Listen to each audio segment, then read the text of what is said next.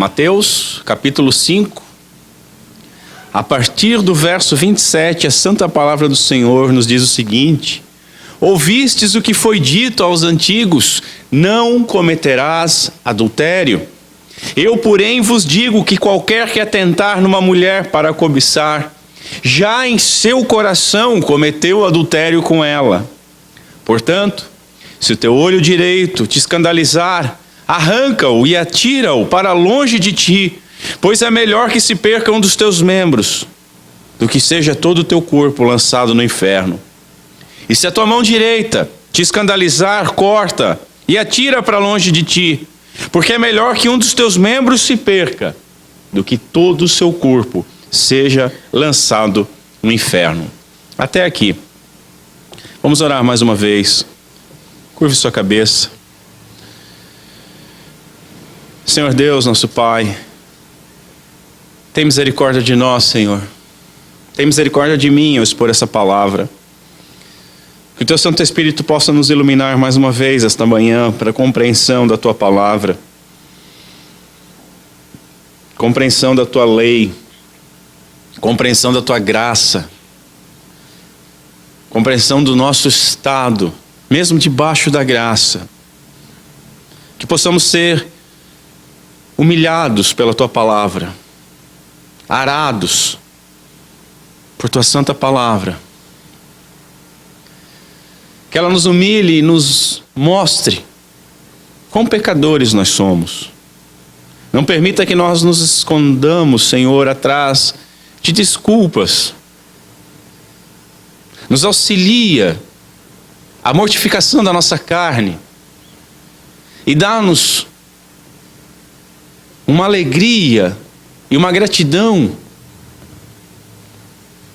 mais profunda ao sacrifício de Cristo Jesus, que nos perdoa e nos livra da condenação merecida pelos nossos pecados. Nos auxilia, Senhor. Glorifica o nome do Teu Filho em nosso meio. É o que nós te pedimos, no nome de Cristo Jesus. Amém. Senhores, nós vamos continuar hoje observando aquelas 6 antíteses, aquelas 6 ilustrações, onde nosso Senhor Jesus Cristo corrige o erro de uma tradição errônea, interpretando de forma correta e autoritativa a sua lei. Hoje nós vamos ver a segunda dessas antíteses. E nós vamos ver novamente como Jesus expõe um sentido básico central, que permeia não somente esses 6 aspectos da lei, mas toda a lei. Nós resumimos esse sentido básico central em 3 princípios. E esses 3 princípios nós estamos utilizando tanto como um método de interpretação, quanto um método de exposição, para que nós possamos compreender um pouco melhor desse sentido básico. E esses 3 princípios são o alcance da lei, o espírito da lei e, por fim, o objetivo da lei.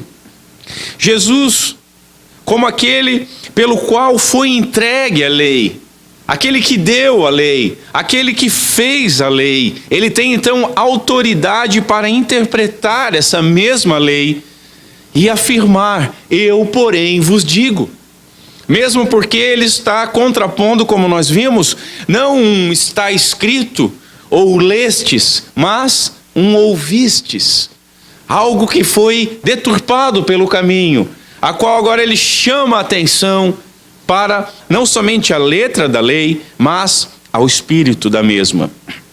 E da mesma forma que a lei considera, como nós vimos na semana passada, o ódio do coração, um assassinato, Cristo agora nos ensina que a lei considera os maus desejos do coração, um adultério.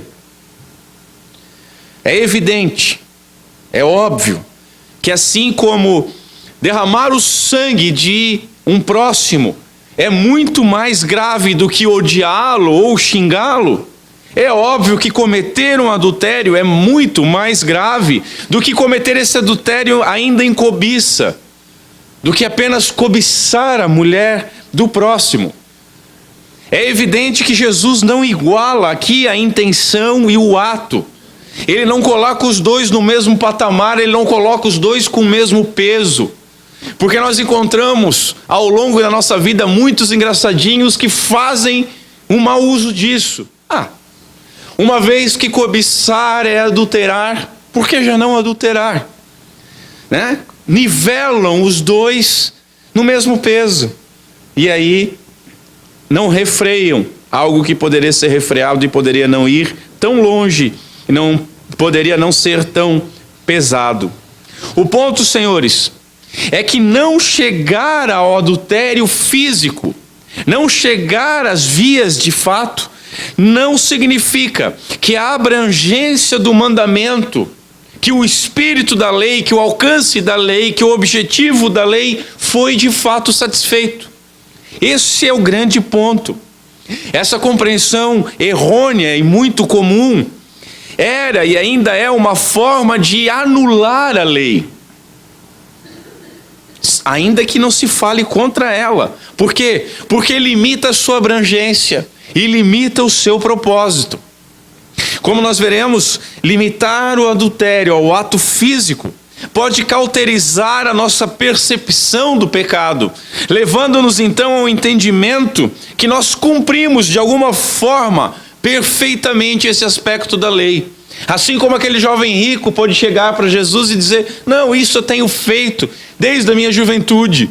E muitos de nós, talvez ufanados e enganados pela percepção errônea da lei, possa dizer: não, eu nunca adulterei, eu sempre fui fiel à minha esposa, eu sempre fui fiel ao meu esposo. E eu espero que até o fim dessa mensagem, todos nós possamos olhar para os nossos corações e vermos quão adúlteros nós somos. E quão misericordioso é o Senhor de nos perdoar e nos dar uma nova vida. Contudo, assim como com o homicídio, a lei, ela nos acusa, ela nos nivela por baixo, ela coloca todos nós como pecadores. Não há ninguém melhor do que ninguém, todos pecaram e estão destituídos da glória de Deus. Pela nossa condição pecaminosa, a lei nos revela que todos nós somos transgressores da lei. E nenhum de nós jamais vai poder dizer: isso aqui eu já cumpri, isso aqui já está um check, fechou, vamos para o próximo. Nós não podemos ter uma visão estreita e limitada do mandamento, como se apenas o ato fosse condenável. Muito mais do que isso, o mandamento ele é amplo, o mandamento ele é positivo e negativo, fala a respeito do que nós devemos fazer e o que não devemos fazer, fala não apenas do exterior, mas do nosso interior, não é só o ato físico, mas o que passa dentro dos nossos corações, tratando então da pureza sexual. Veja, quem olhar para uma mulher com desejo cobiçoso, já cometeu adultério com ela, diz Cristo Jesus. Nós temos que entender que nós temos aqui um princípio. Nós temos um princípio destacado por um exemplo. Esse exemplo não é a ferro e fogo diretamente o que o nosso Senhor quer falar. É muito mais abrangente. Uma mulher, aqui no texto, não significa somente uma mulher, mas pode ser também um homem. Não é um mandamento exclusivo para os homens. Vocês, mulheres, se olharem para um homem de maneira cobiçosa, adulteraram com ele. Da mesma forma, não é uma mulher ou um homem necessariamente casados. Mas, se você teve um relacionamento com alguma pessoa a qual você não casou, essa pessoa é homem ou mulher do próximo. Compreendem isso? Mas eu era solteiro, ela era solteira, mas ela era mulher do próximo. Ele era homem da próxima. Então, o texto não fala necessariamente alguém que precisa estar casado, seja o adúltero, seja a pessoa que foi cobiçada, porque sempre vai ser homem ou mulher de alguém. Tanto faz então, para o mandamento, adultério ou fornicação. O que está em voga aqui é que qualquer prática sexual que é imoral no ato, ela é também imoral no olhar, no desejo, no pensamento. Esse é o grande ponto.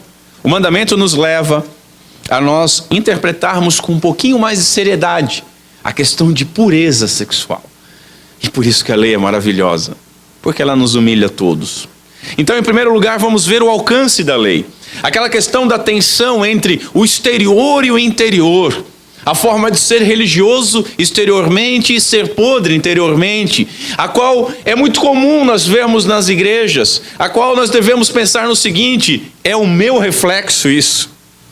Como nós temos dito, Jesus mostra que a lei ela alcança muito mais que atos exteriores, mas através da lei, Deus, Ele julga nossos pensamentos, Ele julga os nossos desejos, Ele julga o nosso coração.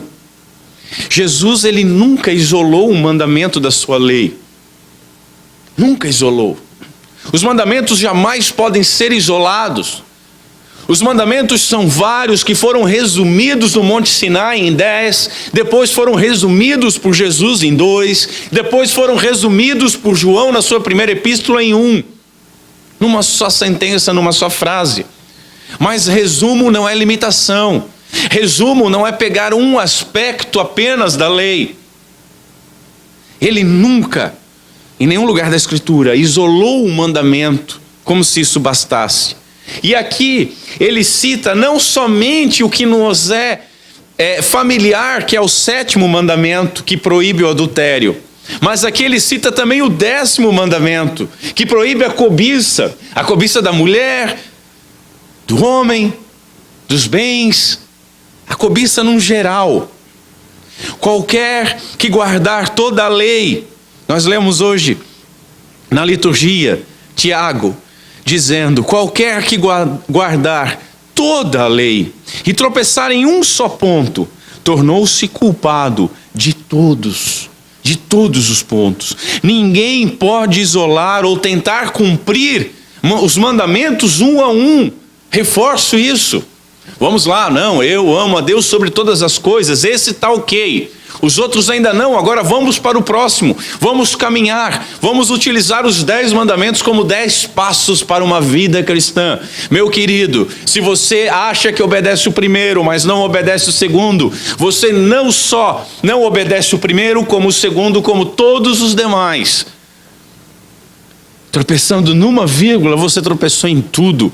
Você se faz réu de tudo. Paulo, ele confessou-se culpado do erro que nós vamos ver hoje. Nós temos que entender isso lá em Romanos 7, quando ele cita a tensão entre obedecer e não obedecer, a tensão entre fazer o que quer e deixar de fazer o que não quer. Ele cita o 10º mandamento, e ele cita o 10º mandamento como o norte de uma bússola da lei. E esse norte que a bússola, o ponteiro da bússola vai apontar é o interior do homem, é o coração do homem. No 10º mandamento nós nos conhecemos. Não cobiçarás. O 10º mandamento mesmo é maravilhoso porque ele está diretamente ligado a todos os outros. É um corolário maravilhoso da lei. Senhores, nós somos inclinados ao pecado. Nós temos que compreender isso. Nós pecamos por sermos pecadores. Faz parte da nossa natureza caída. É algo que nós fazemos naturalmente até. E o pecado não são apenas os atos. O pecado não é apenas limitado ou pode ser descrito com faça, não faça, pode, não pode. Mas a inclinação interior que nos desperta o desejo, que nos desperta a vontade, que nos desperta a cobiça. Esse é o grande ponto, pois o nosso Senhor Jesus Cristo deixou isso muito claro, quando diz que do nosso coração procedem os maus pensamentos, lá em Mateus 15. Não é do exterior, é de dentro, da nossa natureza carnal. Portanto, o pecado não envolve apenas uma questão de atos e feitos, mas antes é algo que está no interior do coração, algo que no interior do coração provoca, causa aquelas más ações. O adultério começa no interior do coração. A cobiça dos olhos começou no interior do coração. E o ato do adultério em si começou no interior do coração. A expressão utilizada por Jesus, em seu coração pecou com ela, envolve o homem interior, entendendo que o homem interior inclui não somente sentimento, mas inclui o seu intelecto, inclui os seus sentimentos também, inclui as suas vontades também. De tal maneira, então, que Jesus ele situa o adultério nos olhos e no coração antes do ato exterior. O ato exterior seria como o fruto de uma árvore má. Justamente porque o ato, senhores, ele é o sintoma externo de uma doença interna chamada o pecado. Ele é o fruto externo de algo que está enraizado, que houve tronco, que houve folhas, que houve seiva, que houve um botão, uma flor, para aí sim virar um fruto exterior. É de dentro. Novamente eu vou me reportar a Tiago, que diz: havendo a concupiscência concebido, ela dá luz ao pecado. Havendo a concupiscência interna concebido, ela gera, ela dá luz ao pecado. Se o pecado não fosse autorizado na mente, senhores, ele nunca se manifestaria no corpo, nos ensina o saudoso Spurgeon.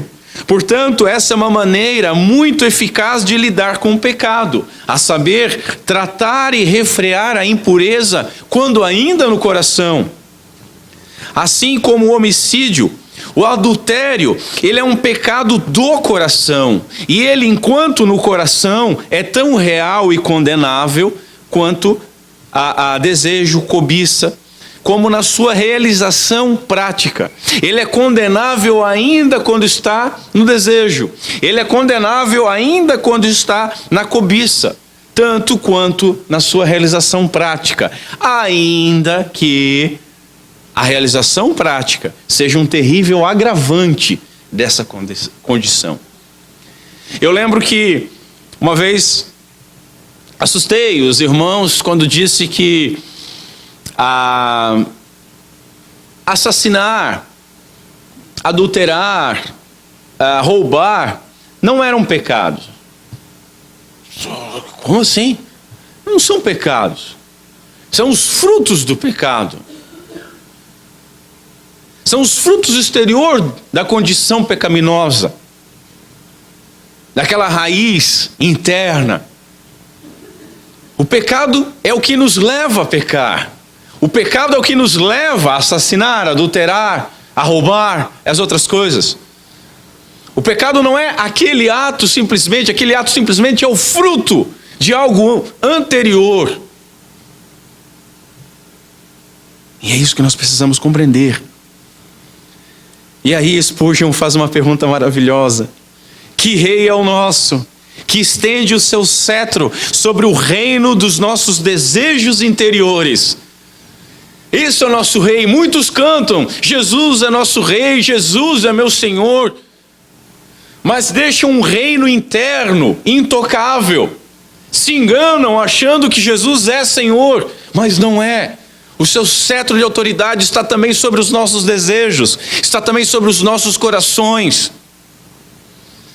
Como escreveu Abraham Kuyper, não há 1 centímetro desse universo que Jesus não requeira, dizendo: me pertence, é meu. Por que os nossos corações seria diferente? Portanto, senhores, o alcance da lei não legisla somente sobre ações do homem, mas sobre desejos. Não somente sobre o pode e não pode, mas aquilo que nós não devemos nem ao menos desejar. Devemos lembrar que Jesus ele não proíbe que nós olhemos.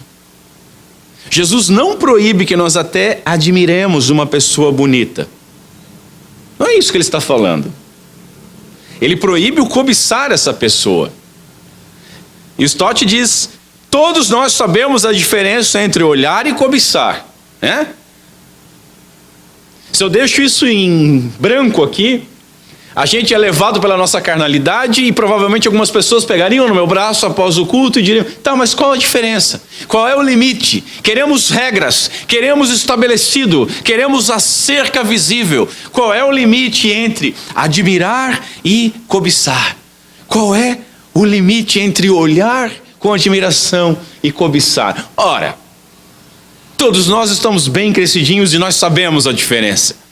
Sabemos muito bem a diferença. Você pode muito bem olhar para uma mulher e dizer: que mulher bonita, que cabelos, que corpo, que olhos. Você pode admirar, você pode até, se for muito piedoso, dizer: glória a Deus. Assim como quando a gente olha algo natural, né? Glória a Deus por essa criatura.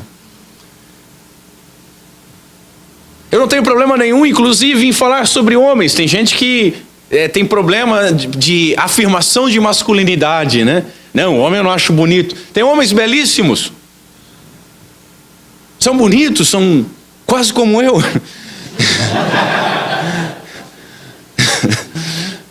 Não há problema nenhum. Não há problema nenhum. O problema é o cobiçar. A família da minha esposa, e inclusive a minha esposa, se estranhou muito o meu jeito. Eu comento, eu falo. Passa uma pessoa bonita, eu digo: poxa, que mulher bonita, meu, que cabelo, poxa, você viu? Meu, olha que homem bonito. E eles ficaram estranhos.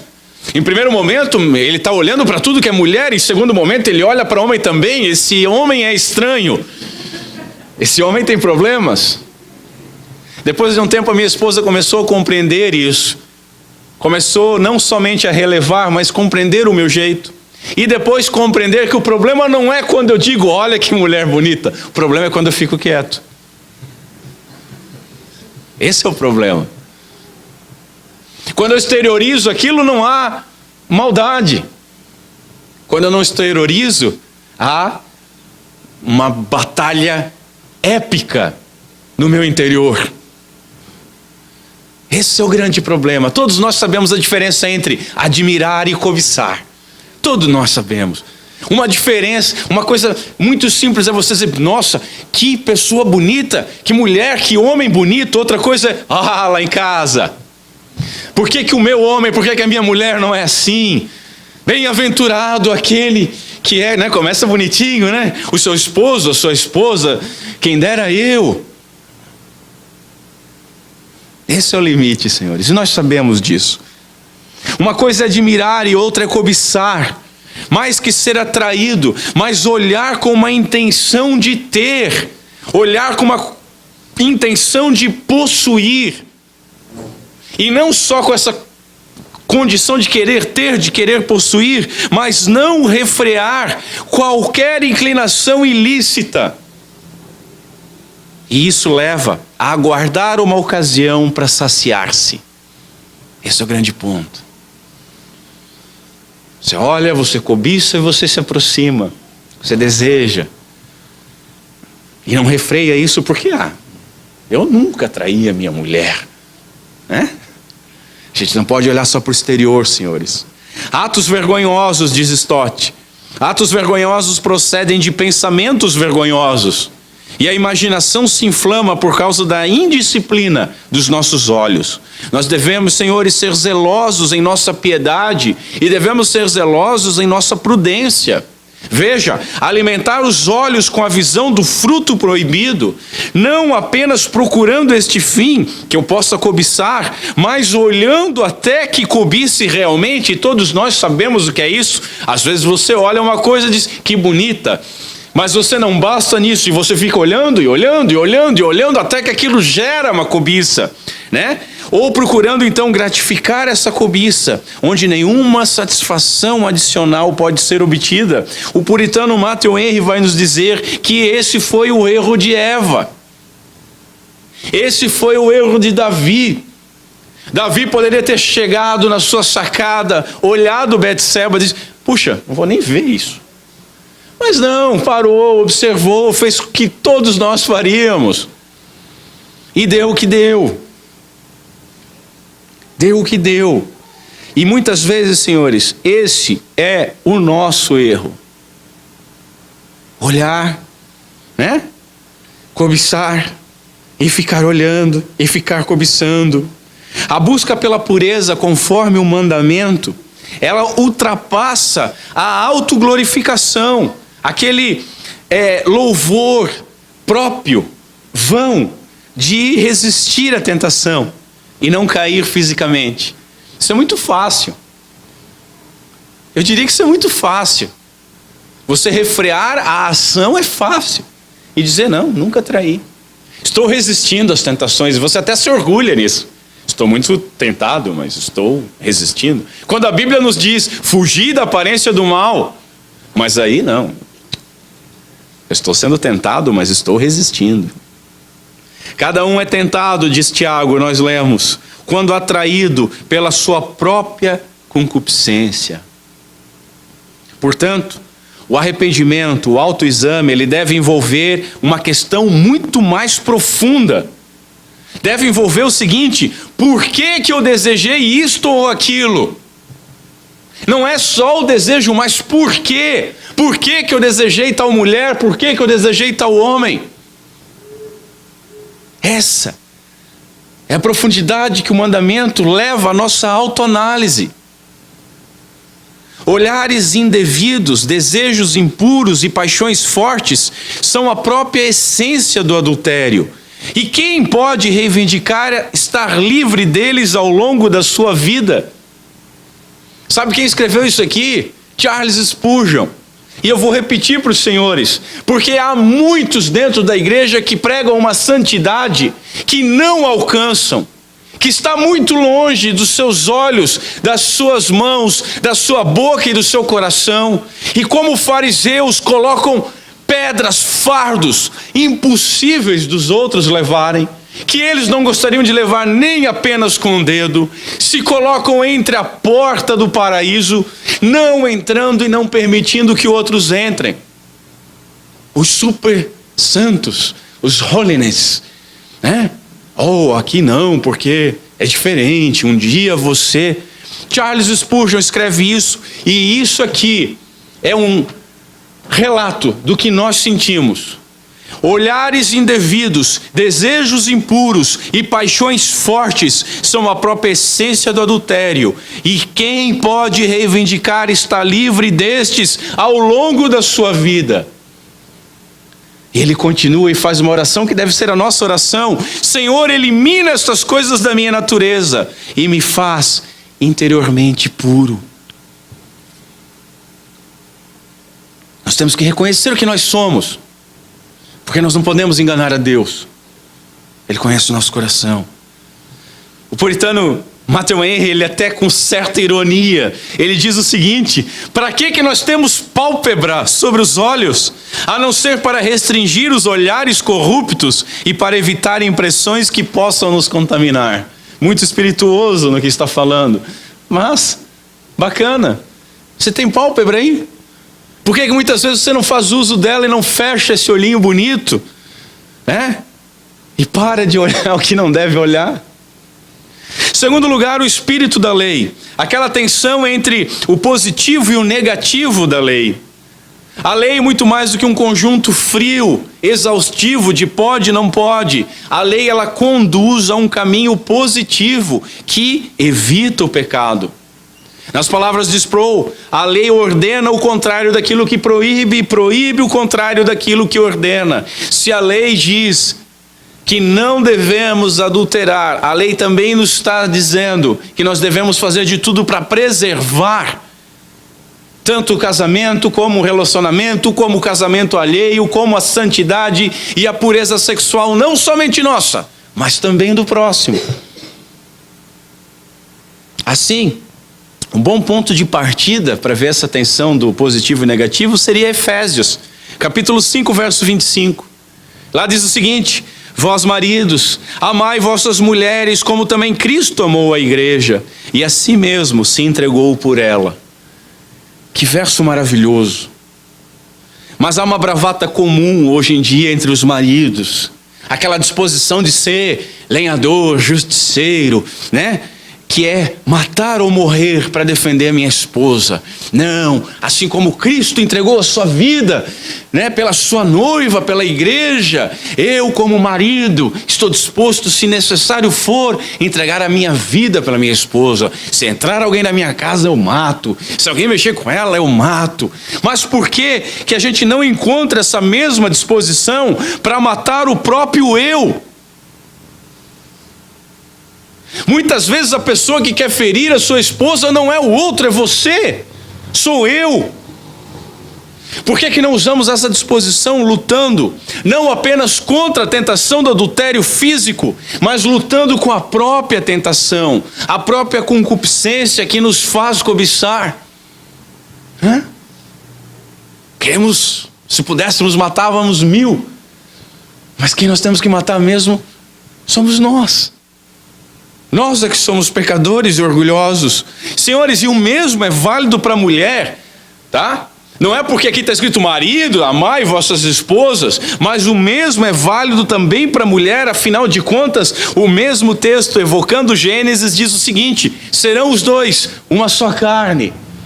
E o mesmo texto diz: e nunca ninguém odiou a sua própria carne. Então vale o mesmo para a mulher. Abrir mão dos seus desejos, da sua cobiça. Dar a vida, se for necessário, para a preservação da santidade, da pureza, do leito sem mácula. Não é simplesmente a questão da perda da sua própria natureza que leva o discípulo a evitar em todas as etapas o adultério, mas primordialmente, senhores, o bem do seu semelhante, diz um teólogo. É o bem do seu semelhante que logo abaixo do sentimento de obediência a Deus, de glorificar a Deus, é o bem do semelhante que deve nortear o nosso cuidado com o próximo. Afinal de contas, amar a Deus sobre todas as coisas e o próximo como a si mesmo. O semelhante é o próximo, e não há ninguém mais próximo do que aquele que transformou-se na sua própria carne, seu esposo ou sua esposa. Esse próximo inclui, senhores, tanto a pessoa que pode ser traída, quanto o cúmplice. Quando o adultério passa do florescer para o fruto, e vira vias de fato, você não está machucando somente a você mesmo. Você não está machucando somente ao seu cônjuge, mas todos os demais envolvidos. Inclusive o alvo do seu adultério.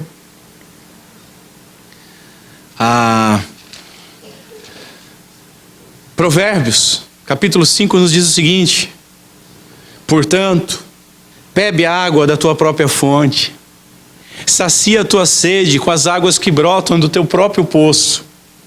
Bendita seja a tua fonte, mais à frente. Alegra-te sobremaneira com a tua esposa. Ser feliz com a moça com quem casaste. Um pouco mais à frente. Por qual razão, filho meu, andarias descontrolado atrás de uma mulher imoral? Por que acariciar outros seios que não são os da tua esposa? A Bíblia versa sobre tudo, senhores.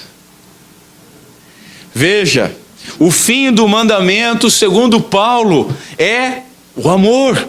O fim da lei de todo mandamento é o amor. E o comprometimento com Jesus Cristo não libera nenhum desejo destituído de amor. Nós precisamos compreender isso. Nenhum desejo destituído de amor está liberado. O adultério, ele não viola apenas o acordo matrimonial, o voto feito entre homem e mulher, feito entre o casal e a igreja, feito entre o casal e Deus. Não que isso seja pouco, isso já seria terrível, mas não viola somente isso. O adultério, como Jesus explica, que o mandamento envolve a cobiça, envolve a impureza, viola também a personalidade da outra pessoa. Já parou para pensar nisso? O adultério, ele atenta contra a própria constituição do ser. não vendo mais o outro como uma pessoa formada à imagem e semelhança de Deus, mas vendo agora o outro apenas como um objeto para a obtenção de prazer, seja esse prazer sexual ou afetivo. Porque nós não podemos limitar esse adultério somente no sexo, somente à beleza sexual, ou o prazer sexual, mas ao afetivo também. Fulano no meu trabalho, ele é tão atencioso comigo, meu marido nunca foi assim. Trata esse fulano como um objeto para suprir uma carência, a qual não conversou com o marido. Fulana no trabalho, ela me ouve, não é igual a minha esposa que está sempre, ela me ouve, ela dá atenção, é muito fácil te ouvir em alguns momentos. E o dia inteiro, e o tempo inteiro, nós nos enganamos com isso. Desejar ardentemente alguém desumaniza aquela pessoa, senhores. Transforma essa pessoa num objeto de satisfação excessiva dos próprios desejos. As desculpas dos adultérios é que o nosso amor é lindo. Não existe o nosso amor é lindo. Existe somente uma coisa: eu tenho que satisfazer a minha carência. E essa pessoa é o meio, o objeto, e às vezes a pessoa até espiritualiza, enviada por Deus para a satisfação. E a gente não deve rir disso. Esse é o argumento que tem sido usado em muitas igrejas para justificar tanto o adultério como o divórcio e um novo casamento. A satisfação da concupiscência, iniciada no coração, passa aos olhos em uma busca de satisfação egoísta, até que em alguns casos chega à consumação física. Tal foi com Eva, senhores. Como é que Eva procedeu? Primeiro ela admirou. Ela ficou admirando. Depois ela desejou. Depois a sua cobiça foi para o toque. Veja, é bom. Até que finalmente ela mordeu o fruto que não deveria ter mordido. Além da negação do valor do outro, além da negação da dignidade do outro como ser a imagem de Deus, o desejo cobiçoso, ele diz muito mais sobre o orgulho daquele que deseja do que da pessoa desejada. Fala muito mais sobre o orgulho daquele que deseja, transformando nós, como aquele que deseja, numa espécie de reizinho, que o ego tem que ser satisfeito. O desejo cobiçoso fala muito mais a respeito daquele que sente a cobiça do que do objeto em si. O objeto da cobiça pode ser belo ou não. Às vezes é, às vezes não. O objeto da cobiça pode ter se insinuado ou não. O objeto da cobiça pode ter seduzido você ou não. Todavia, aquele que cobiça, esse comporta-se como se fosse um tipo de uma divindade infantil, um Deus criança, poderoso, que tem que ser satisfeito, irresponsável, imoral, capaz de tudo para a sua satisfação materialista e sexual. Em suma, ele é o homem de sucesso, tanto infantil como mimado, mas o homem de sucesso que é vendido hoje pela mídia e é cobiçado em nosso tempo. É aquele que alcança o que quer, que vai atrás dos seus objetivos, que tem direito de ser feliz. Esse Deus criança, essa divindade infantil, ela deve ser satisfeita justamente por ser Deus, porque acha que o mundo gira ao redor do seu umbigo, e ele não tem maturidade, ele não tem maturidade, muito menos envergadura moral para agir como o adulto que ele acha que é, inteligente e responsável. O homem, senhores, ele é persuadido pela própria concupiscência. Cada um é tentado, diz Tiago, quando atraído e engodado pela própria concupiscência. Ou seja, cada um é tentado quando ele é atraído e enganado pela sua própria concupiscência, pelo seu próprio desejo cobiçoso. Depois, continua Tiago, havendo essa concupiscência concebido, ela dá luz ao pecado. E o pecado, quando consumado, gera morte. Agostinho, ele acerta quando ele diz o seguinte: o que persuade não força. E o que o texto nos diz? Cada um é tentado quando atraído, enganado pela sua própria concupiscência. Aquilo que persuade não força. Nenhum de nós foi forçado ao adultério, em nenhum momento. Agostinho continua dizendo: ninguém é forçado a tal, ninguém é forçado ao pecado, ninguém é forçado ao adultério, e por isso, se alguém o faz, é condenado pela justíssima lei de Deus, uma vez que o seu procedimento é voluntário. Eu fui obrigado, diz o adúltero. Não havia como não fazer, é mesmo? John Stott arremata dizendo o seguinte: duvido que os seres humanos eles seriam vítimas da imoralidade se antes eles não abrissem as comportas da paixão através dos seus olhos. Começa olhando, admirando, cobiçando, desejando, até que chega a vias de fato. O que nós podemos fazer? Se o teu olho, se a tua mão, e um texto mais à frente Jesus coloca: se o teu pé direito te escandalizar, arranca-o, corta-o e atira para longe de ti. É isso que Jesus diz. Nós devemos levar isso ao pé da letra, senhores. Houve na história da igreja muitos e muitos crentes que abundaram em zelo, mas eram infantis e faltos de sabedoria. Tinham muito zelo, mas pouca sabedoria para aplicar esse zelo. Podemos dar o exemplo de Orígenes. Quem conhece a sua história? Orígenes é um dos pais da igreja, do 3º século. Ele, após abrir mão de várias coisas, de riqueza, de tudo mais, ele chegou ao extremo de automutilar-se, tornando-se então eunuco. Ele cortou, ele arrancou, é isso mesmo que eu estou falando. Ele se capou, ele transformou-se num eunuco, porque ele achou que assim ele estaria obedecendo. E isso não é só Orígenes. Essa prática ela foi tão repetida ao longo da história que no concílio de Niceia, no ano do Senhor de 325, foi proibido. Imaginem os senhores ter que fazer um concílio e os homens de Deus definirem: olha, é o seguinte, agora quem se mutilar, nós não vamos aceitar isso, isso é pecado, que seja proibido, que seja anátema. Aí eu pergunto novamente para os senhores: nós devemos levar isso ao pé da letra? O que Jesus está falando aqui? Sim, devemos, ao menos um pouco. Albert Martin, talvez um dos maiores expositores bíblicos, foi o cara que me levou ao entendimento do calvinismo.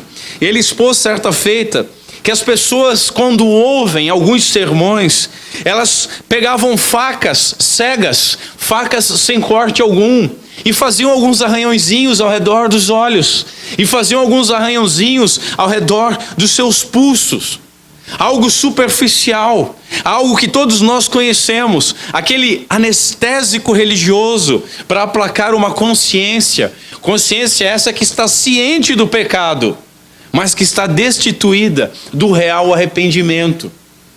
Então você ouve, você vê a lei, você entende um pouco da lei, mas você não tem maturidade ou o Espírito Santo a ponto de levar ao arrependimento. E aí você busca algumas muletas, e aí você busca algumas coisas ao pé da letra, né? Então você pega uma faca cega, não que você vá fazer isso, mas você diz ao final do culto: Senhor, eu nunca mais farei isso, Senhor, eu não farei mais aquilo, Senhor, eu me arrependo disso, eu faço um voto, e vai fazer aquelas bobagens de cura interior, e vai e pede oração, e joga óleo na pessoa, né? E faz um arranhãozinho, não, esse olho, esse pulso. Mas o que Jesus diz é: corta, arranca. O objetivo de Cristo é levar o bem-aventurado ao arrependimento e à piedade verdadeira. Levar ao arrependimento a piedade que o fará ser recebido naquele glorioso e bendito dia. Vinde, benditos de meu Pai. E não ouvir: apartai-vos de mim, malditos, porque eu não vos conheço. O mandamento, senhores, é sério. Não adulterar e não cobiçar é sério. Jesus, quando estava falando, ele falou sério. Dietrich Bonhoeffer, ele escreveu algo que é perfeito para nós entendermos isso. Disse ele: não se deve perguntar forçosamente e exigir a resposta. Estas afirmações de Jesus devem ser entendidas literalmente ou em sentido figurado. Ele diz que não depende toda a nossa vida da resposta clara a essa pergunta, porque Jesus está falando o seguinte: é melhor você cortar do que ir para o inferno. A nossa vida depende disso. E ele continua: a atitude dos discípulos já não é uma resposta. Com essa pergunta, e se coloque no lugar dos discípulos, com essa pergunta aparentemente tão decisiva, a nossa vontade quer apenas fugir da decisão. A pergunta, ela é errada e má em si. Para ela não há resposta. Por quê? Porque se nós dissermos que não é literal, que Jesus aqui usou uma hipérbole, nós fugimos da seriedade do mandamento. Não, é só força de expressão, deixa para lá. Jesus não é tão rigoroso, ele só queria impressionar, ele era um mestre da retórica. Se nós dissermos não, é literal, nós temos que fazer igual Orígenes, temos que nos deceparmos se for necessário, nós levamos aí o cristianismo a um absurdo carnal e o anulamos. Como que nós devemos proceder? Como que nós devemos proceder, senhores? Vamos entender o seguinte: algo que é mutilado, o que acontece com alguma coisa que é mutilada? Você chegou em casa hoje e arrancou o seu... Não faça isso em casa. Você arrancou o seu olho, você arranca o seu olho e lança para longe de ti. O que acontece com o seu olho? Ele para de receber sangue, ele para de receber oxigênio. Ele começa a putrefar, ele começa a apodrecer, ele morre. O que acontece se você cortar o seu pé ou sua mão? Mesma coisa. Para de receber sangue, oxigênio, começa a morrer. E deixa eu fazer um parênteses aqui, eu já volto para o texto.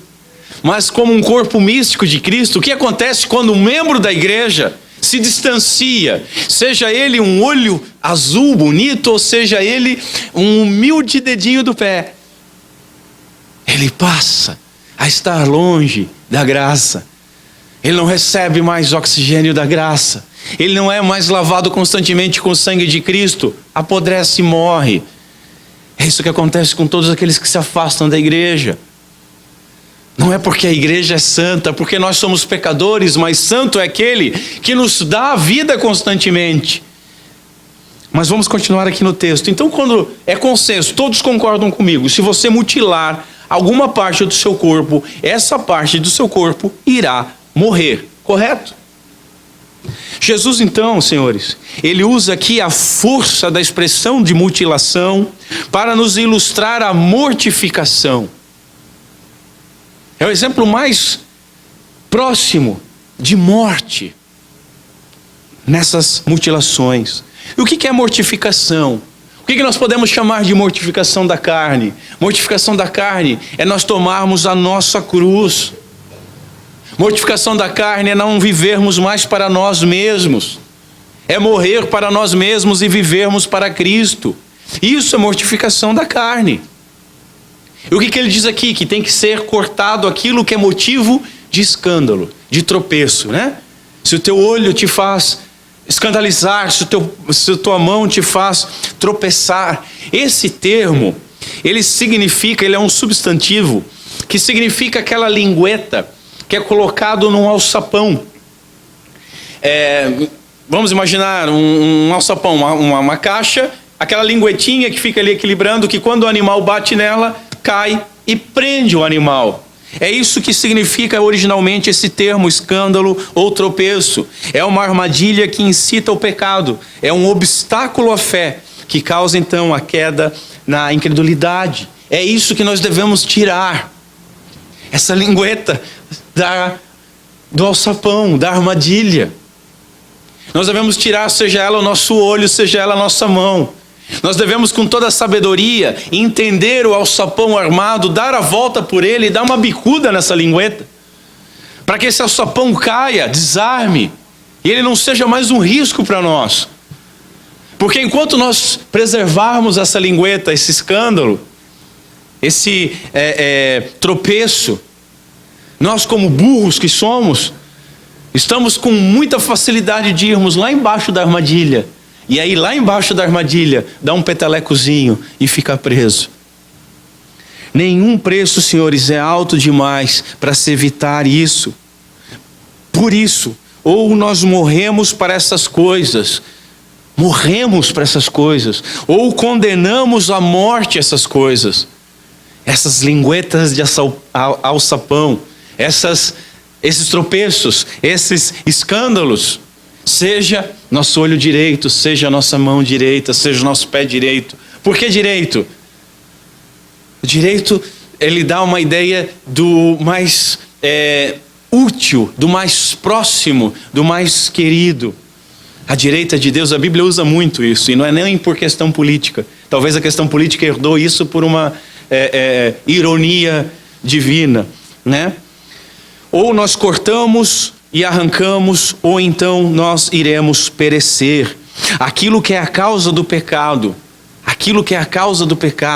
deve ser renunciado como o próprio pecado. Embora fazer isso às vezes envolva, diz o Spurgeon, privação, deve ser removido, já que sofrer uma grave perda é muito melhor do que perder-se o homem inteiro. O sentido do texto, então, é o seguinte: é preciso agir de forma drástica, a fim de livrar-se de tudo quanto, no curso natural dos acontecimentos, te levar a pecar. Esse é o sentido do texto, se livrar de tudo isso. E aí nós devemos nos perguntar, nós estamos dispostos a tal coisa? Isso pode nos custar. Olho direito, mão direita, algo que nos é querido, algo que nós gostamos, algo que faz parte da nossa habilidade. Nós estamos dispostos a tal coisa, senhores? Jesus nos ordena a lidar de forma radical com o pecado e com tudo aquilo que nos conduz ao pecado. Notem o seguinte: um caolho, um coxo, um maneta, ou ainda que seja um cego cadeirante, ele pode continuar alimentando aquele veio interno de devassidão, cheio de cobiça do coração. Nós não podemos tratar isso com uma literalidade simples. Nós devemos tratar com uma literalidade complexa e espiritual. Se você tirar o seu olho direito, você ainda consegue cobiçar com o esquerdo. Se você tirar os dois, você ainda cobiça no seu coração. O que nós precisamos tirar é o coração. Mas como é que vamos cortar o coração, arrancar e jogar para longe de nós? Não há como fazer isso, senhores. Mas quem pode fazer isso? Quem tira o coração de pedra e coloca um coração de carne é Deus, através do seu Santo Espírito. Todo pecado, não só o pecado sexual, ele começa com a imaginação. E a imaginação é algo do nosso coração, da nossa razão. Jesus, ele falou aqui em algo radical. Ele falou que nós precisamos de constante vigilância. Senhores, não importa quem, não importa o que se tenha interposto entre nós e o Senhor.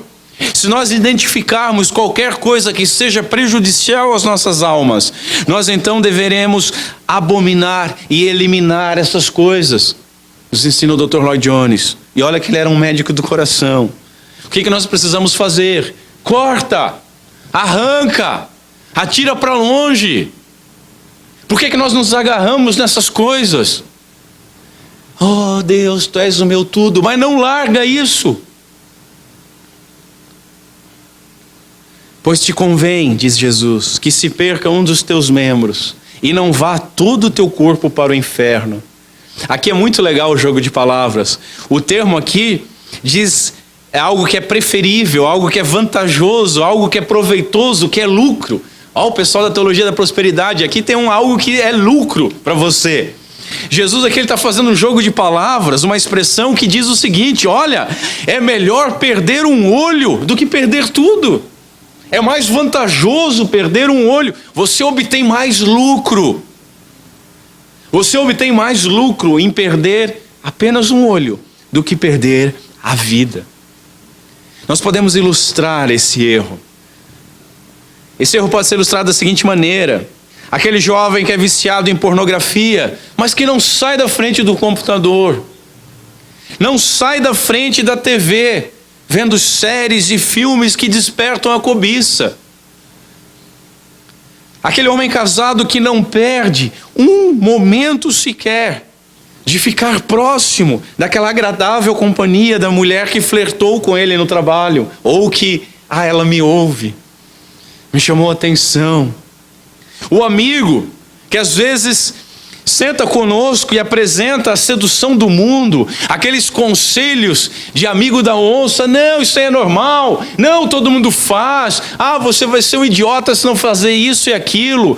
Aqueles que nos levam, nos conduzem a uma linguagem torpe, ao desejo cobiçoso, que nos chama a atenção dessas coisas, que nos levam ao engano, e ele nunca é rejeitado. Não, é meu amigo, a gente diz. É amigo do peito, é amigo do lado direito. Se é do lado direito, corta. O trabalho. Às vezes o nosso trabalho pode ser uma pedra de tropeço. Eu já vi alguns homens, mas poucos homens, que tiveram dignidade suficiente de entender: não, o meu trabalho me conduz a um caminho de pecado.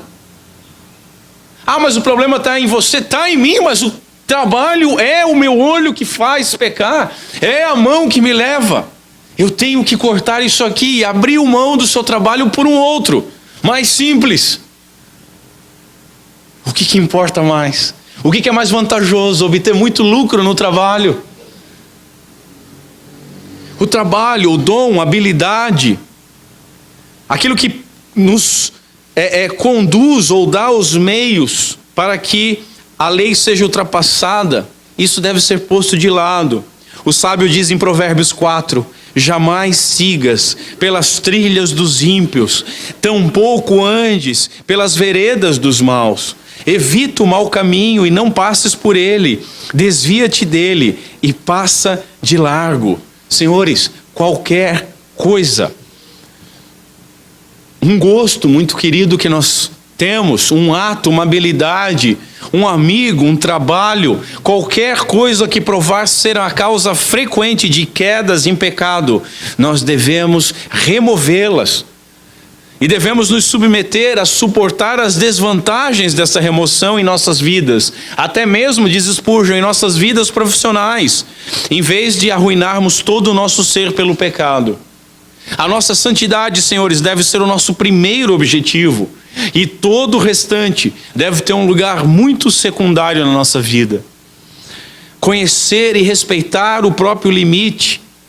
Hoje em dia é tratado como uma fraqueza, mas conhecer e respeitar o próprio limite não é fraqueza, é força, é sabedoria, é prudência, é algo que só o bem-aventurado pode ter. Só aquele que tem o Espírito Santo de Deus que pode ter domínio próprio. Não interessa o que os outros falam. Tolo é aquele que acha que resiste. Sábio é aquele que sabe qual é o seu limite.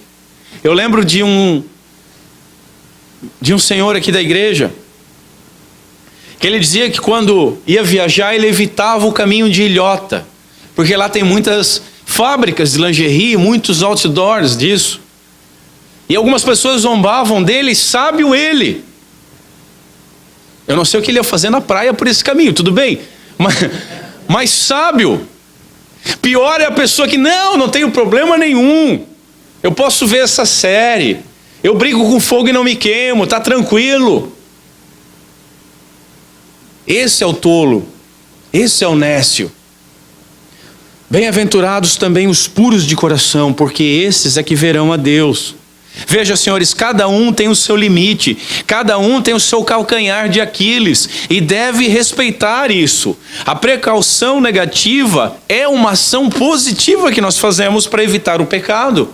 E não há como modelar um conjunto fixo de pode e não pode. Um conjunto exaustivo seria muito fácil, seria muito tranquilo imprimir ali algumas páginas, dar para os irmãos, pode, não pode, comprimento de roupa, vai em tal lugar, vai ouvir tal coisa, isso pode, isso não pode. Vamos obedecer isso e aí seremos salvos. É isso que as pessoas faziam com a lei. Mas a lei nunca foi dada para salvar ninguém, e sim para condenar, para mostrar quão pecadores o homem, aquelas pessoas, aqueles religiosos eram. Nós não podemos cair no mesmo erro, não há como modelar. Cada cabeça, cada coração tem a sua própria concupiscência. Cada um tem aquilo que é forte demais para ele, que talvez para um outro não significa absolutamente nada. Isso aqui para mim não tem problema. Mas talvez para alguma pessoa seja óleo e fogo. E nós devemos respeitar, e a pessoa deve se respeitar. O desejo sexual, ele é mais facilmente despertado em algumas pessoas do que em outros. Existem coisas que estimulam um e não estimulam o outro. E cada um tem que saber o seu limite. Nós devemos evitar, fugir da aparência do mal, recusar, suprimir, anular, enfim, arrancar, lançar para longe, mortificar toda oportunidade, todo estímulo, toda armadilha que nos conduz ao pecado. Provérbios nos diz mais uma vez no capítulo 4 o seguinte: acima de tudo o que se deve preservar, guarda o íntimo da razão, pois é da disposição do coração que depende toda a tua vida. Nós temos que aprender a guardar os nossos corações, senhores. Como disse, cada um tem o seu limite e a sua fraqueza. Nós devemos nos afastar daquilo que pode ser agradável para nós, que muitas vezes pode ser lícito. Não tem problema nenhum naquilo, que muitas vezes pode ser vantajoso, mas quando nós identificarmos que são tentações para nós, nós devemos cortar, arrancar e lançar para longe. Nós devemos abrir mão de séries, de amizade, de livros, de lugares, de pessoas que são fontes de tentação, que são combustíveis para o fogo da nossa cobiça. Provérbios novamente nos ensina: é possível alguém atear fogo ao próprio peito sem queimar. É possível alguém atear fogo ao próprio peito sem queimar a roupa. No verso seguinte: pode alguém andar sobre brasas sem queimar os próprios pés? Muitas vezes nosso comportamento é esse. Muitas vezes nós colocamos fogo em nós mesmos. E aí depois nos assustamos. Por que eu me queimei? Senhor, por que tu permitiu? A culpa é do outro. A culpa é do terceiro. A culpa de certo deve ser de Eva, não é minha. Mas foi nós que colocamos fogo. Foi nós que fomos caminhar sobre as brasas. E é nós que vamos nos queimar. Senhores, o pecado é um câncer. E é um câncer interno. É um câncer que mata. E nós não podemos remover parte desse tumor. Imagina você identificado um tumor no seu corpo. Você vai ao médico e diz para ele o seguinte: olha, eu quero que remova só metade. Removendo só metade eu vou estar muito melhor que os outros que têm tumor inteiro. Você não vai falar isso, você vai dizer: remova tudo. Não deixe nada, não deixe nenhuma das células doentes. A cirurgia tem que ser radical. Meias verdades, senhores, tomadas, elas podem causar muito estrago, porque nos convencem que está tudo bem. Eu não sou tão pecaminoso como aquele outro. Ou igual o fariseu: obrigado, Senhor, porque eu não sou como esse publicano. E muitas vezes as pessoas podem estar nessa ufania, caminhando a passos largos para o inferno. O que devemos fazer? Corta, arranca, atira para longe. Venda o computador se for necessário. Jogue fora os livros. Queime as revistas. Não assista aquele filme, não assista aquela série. Corte aquele laço social com aquele seu amigo, com aquela sua amiga. Arranque hábitos e atitude que lhe conduzem ao pecado. Talvez nós vivamos, senhores, em um dos mais difíceis, sujos e promíscuos tempos da nossa história. Só a título de exemplo, nos Estados Unidos, na América do Norte, foi feita uma pesquisa na década de 50 com moças. E foi constatado que era uma vergonha para moças da escola terem tido ou ser descoberto que tinham tido relações sexuais. Na década de 50 do século passado. 10 anos depois, em 1960, foi feita a pesquisa semelhante e a vergonha tinha mudado. A vergonha era nas moças que não tinham tido relações sexuais. Nós estamos falando de 60 anos atrás. Roupas, elas ficaram mais curtas, ficaram mais justas. O sexo se tornou agora livre. A pornografia agora você não tem mais que ir atrás de revistas, mas ela está à distância do seu dedo, seja no controle remoto da TV, no computador ou no celular. A erotização em filmes, em séries, em propagandas, nos cercam como um oceano de lodo. Aulas de orientação sexual, cheias de boa intenção, despertam, instigam e incentivam a curiosidade dos pequenos. Curiosidade essa que não é proporcional ao seu tamanho. Todos nós fomos crianças e sabemos disso. O problema, infelizmente, não é apenas o mundo secular, mas esse problema entrou na igreja. Nós temos tudo, senhores, infelizmente nós temos tudo. Nós temos sexo precoce, nós temos adolescentes grávidas, nós temos traição, nós temos adultério, nós temos divórcio, nós temos doenças venéreas. Nós temos tudo isso dentro da igreja.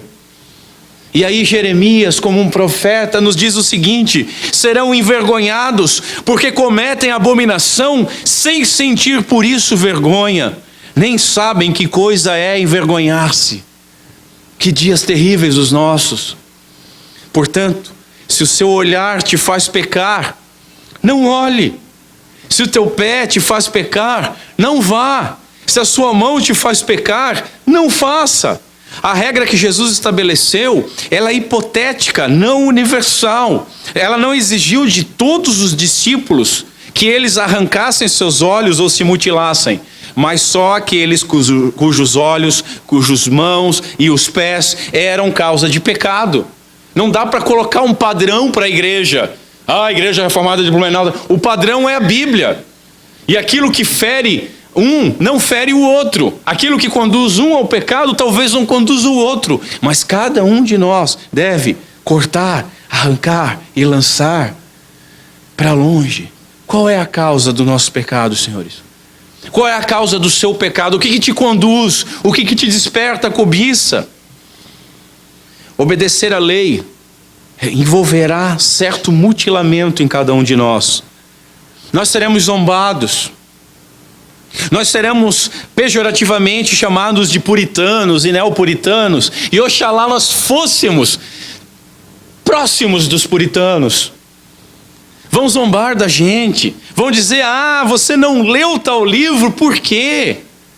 Ah, você não vê tal série, por quê? É tão boa. Você tem que desprezar essas cenas. Você tem que olhar para o todo. É igual aquele cara que diz que agora já acabou até acho que essa revista, mas eu assino o Playboy para ler as matérias. Eu assino a Playboy para ver vejo o conteúdo bom das séries, do filme. Ah, você não vai em tal lugar, por quê? Ah, você não faz tal coisa, por que você não faz tal coisa? Todo mundo faz. O vizinho meu ali era crente, fazia, e daí? Se ele se jogar de uma ponte, me jogarei eu também. Nós seremos sim ridicularizados, mas numa época como essa que nós vivemos, uma época carnal, uma época sensorial, uma época emocional, sensual, prática, utilitarista, egoísta, empirista. Se nós conseguirmos negar algumas experiências efêmeras com vistas à vida eterna, é e sempre será mais vantajoso. Talvez agora seja o momento de uma reflexão sobre roupas. O puritano Matthew Henry diz o seguinte: e se olhar é cobiçar, aqueles que se vestem e se enfeitam e se exibem com o desejo de serem vistos e desejados, não são menos culpados. Concorda? É uma bobagem religiosa uma bobagem religiosa e moralista tentar impor algum padrão de vestimenta. Isso é bobagem, isso é bobeira. Isso conduz a uma religiosidade vã. Todavia, o nosso vestir, senhores, o nosso vestir ele deve obedecer a princípios bíblicos de modéstia, de piedade e principalmente de amor ao próximo. Façam essa distinção, diz John Stott. Uma coisa é fazer-se atraente. O crente não precisa se vestir igual uma almofada. O crente não precisa ficar andando vestido de pano de saco para mostrar uma humildade que muitas vezes não tem. Olha como eu sou mais humilde que os outros. Uma coisa é fazer-se atraente, outra coisa é fazer-se deliberadamente sedutor ou sedutora. E tanto homens quanto mulheres sabem a diferença. Nós sabemos quando um homem tenta ser sedutor, quando uma mulher tenta ser sedutora. Nós sabemos quando ela está tentando ser atraente, mostrando a beleza que ela tem, e quando ela está, ou ele está, utilizando dessa beleza para despertar a concupiscência alheia. Quem olha, senhores, sabe a diferença. Aquele que é alvo desse vestir-se sabe a diferença. E se o fim do mandamento é o amor, nós devemos amar ao próximo. A obediência negativa é evitar o escândalo, é evitar o tropeço. Se nós vemos alguém vestido de uma maneira inapropriada, nós não devemos ficar adorando aquele objeto de crítica. Mas está vendo? Puxa, mas está vendo? Está vendo? Viu ali? Eu acho que tem uns 5 dedos a menos do que deveria ter esse compromisso. Não! A obediência negativa é evitar o escândalo. E a obediência positiva é evitar ser o escândalo, ser a pedra de tropeço. Em último lugar, e desculpa, senhores, eu ultrapassei a hora, mas é necessário. Esse ponto é bem breve. O objetivo da lei. O objetivo da lei é conhecer a Deus, excedendo a justiça dos fariseus e sendo perfeito, como o Pai é perfeito. O nosso Pai, ele requer de nós um coração puro. E aqueles que têm coração puro, o verão. E nós que somos bem-aventurados, temos um coração puro. O Senhor, ele sonda os corações. O Senhor, ele pune o pecador, mas ele perdoa o pecador contrito. E nós sabemos que podemos parecer santos aos outros, mas sabemos aquilo que está no nosso coração cobiçoso. Portanto, os 5 objetivos da lei. O primeiro objetivo da lei, nos levar ao temor. Pela lei vem o pleno conhecimento do pecado. E nem Cristo, tampouco o Evangelho, anularam a lei. A lei continua em vigor. Contudo, não basta observar a letra da lei. Nós temos que observar o alcance, o espírito e o objetivo. E isso, senhores, tem que nos levar ao temor. Um puritano argumenta que alguns pecados, principalmente os desejos carnais, eles devem ser refreados e deve ser buscada a redenção pelo medo.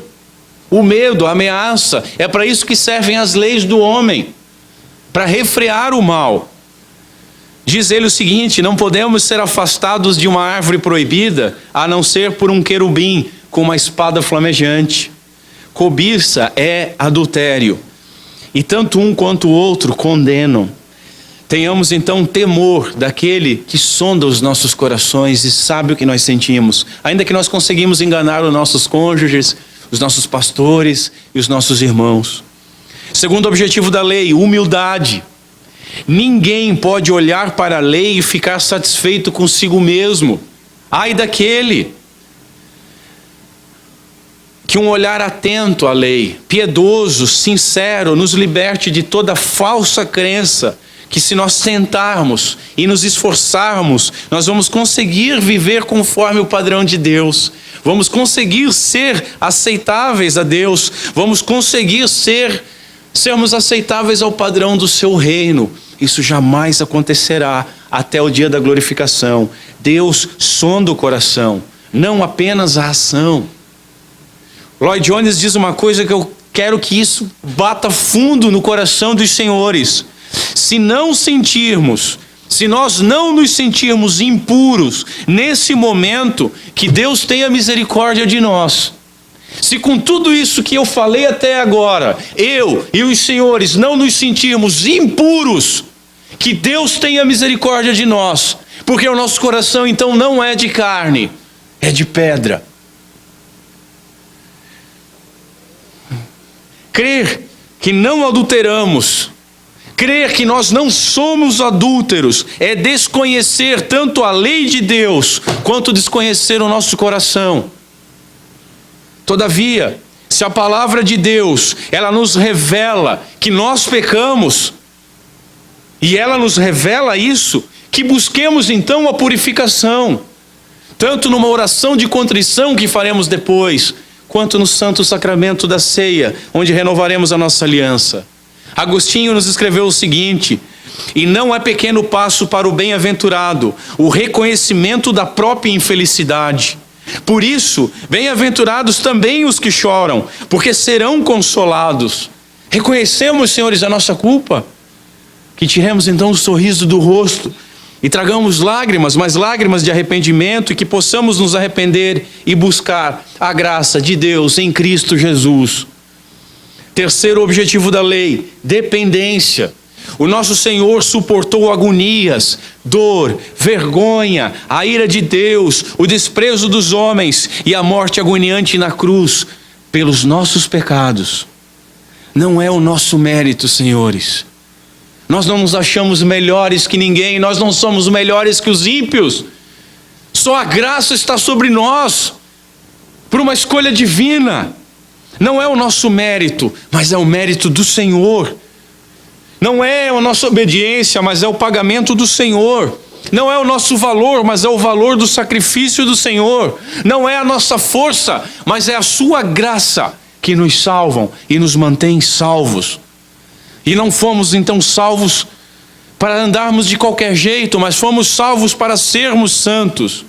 E aquilo que nós não podemos ser, nós não conseguimos ser sozinhos. Aquilo que nós não conseguimos fazer, que é mortificar a carne sozinhos, nós devemos buscar então em Deus. Nós necessitamos do Espírito Santo, que nos capacita a arrancar os olhos, a cortar a mão. Não adulterar é profundo, e Jesus lê o nosso coração, julga além do ato, legisla sobre o olhar e o desejo, e é somente Ele que pode nos purificar. Por isso, não confie no seu mérito, dependa unicamente da graça de Jesus. Quarto objetivo da lei: gratidão. Se é um momento de nós nos sentirmos humilhados, pois todos somos adúlteros, é também o momento de nós olharmos para a lei e dizermos o seguinte: que gloriosa lei, que bendita graça, que amoroso Redentor. O nosso Mestre não exige nada de nós, exceto o que Ele sabe que é para o nosso bem. Ele não está nos privando de uma vida maravilhosa, como as pessoas dizem lá fora. Não é vida maravilhosa você viver igual um porco na lama, e muito menos desejar estar no chiqueiro junto com os porcos. Ele nos escolheu, Ele nos regenerou, e é Ele que nos santifica. Nós não nascemos por vontade própria, mas nascemos do alto, e por isso somos bem-aventurados. E é pelo seu mérito, é pela sua justiça, e é pela sua graça. Aquele que nos chamou à santificação, é Ele que nos purifica. Bem-aventurados os puros, os que foram limpos. Lembra que nós vimos isso? Os que foram limpos de coração, porque estes verão a Deus. Que nós ansiemos ver a Deus e que nós sejamos gratos por isso. E último objetivo da lei: obediência em amor. Jesus quer que nós tenhamos um tipo de sentimento pelo pecado, e esse sentimento pelo pecado deve ser estendido a tudo que nos leva ao pecado. E esse sentimento é repúdio, ódio, abominação, nojo. Porque nos convém perder o que nós amamos, por ser tão íntimo como um dos nossos membros, para que não sejamos lançados inteiros no inferno, nos diz Agostinho. Melhor é entrar mancando no céu do que irmos saltando para o inferno. Veja o seguinte: homens como Lutero, Spurgeon, Sproul, Agostinho, Calvino, entre outros grandes homens de Deus, e eu diria, entre todos os homens de Deus, e eu gostaria de dizer, entre cada um de nós, mas esses grandes homens de Deus, todos eles admitiram lutar contra a sexualidade. Os gigantes que nós vemos na história, todos eles admitiram a luta constante.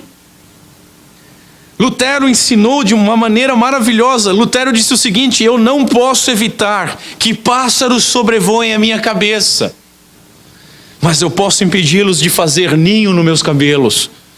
Nós não podemos evitar essas coisas que nos perseguem. Nós não podemos negar a natureza corrupta que estará em nós até o dia da glorificação. Mas nós não podemos criar um ninho para esse abutre que corrompe a nossa salvação e a nossa pureza. Que nós possamos matar a cobra ainda no ovo. Que nós possamos detectar o mal no pensamento e na intenção. Não importa se todo mundo faz, você não é todo mundo. Você é ou não é um filho de Deus. Você é ou não é um bem-aventurado. Jesus, ele nos chamou para uma contracultura, não para ir conforme a maré, mas para ir contra a maré. Ele nos regenerou, deu uma nova natureza, nos fez bem-aventurados, e Ele não revogou nem as suas ordens, nem a sua lei, nem o seu chamado para nós sermos santos. Senhores, a solução não é física.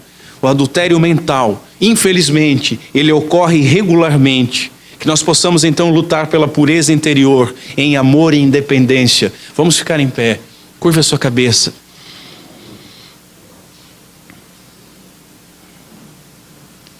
Senhor Deus, nosso Pai, nos concede graça e misericórdia, tanto para confessarmos os nossos pecados, a nossa cobiça, a nossa fraqueza, quanto para confiar no Teu mérito, na Tua salvação, na Tua graça e na Tua força, para nós vencermos as tentações, vencermos a nossa carnalidade.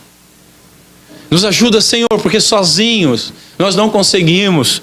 Nos ajuda, Senhor, porque nós somos pecadores. Somos sim adúlteros, somos sim assassinos. A lei mostra tudo que nós somos de ruim, e a lei mostra tudo que Tu és, santo e perfeito.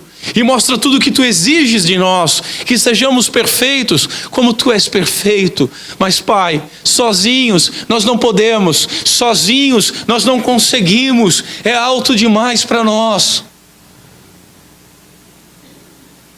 Dependemos de Ti, e que Tu nos fortaleça a cortarmos, arrancarmos, lançarmos para longe de nós tudo aquilo que nos é querido, que nos satisfaz, mas que nos conduz a um caminho pecaminoso, que nos faz pisar no Teu sangue derramado na cruz, que nos faz idolatrar uma sensação, um sentimento, e não glorificar ao Teu santo e maravilhoso nome.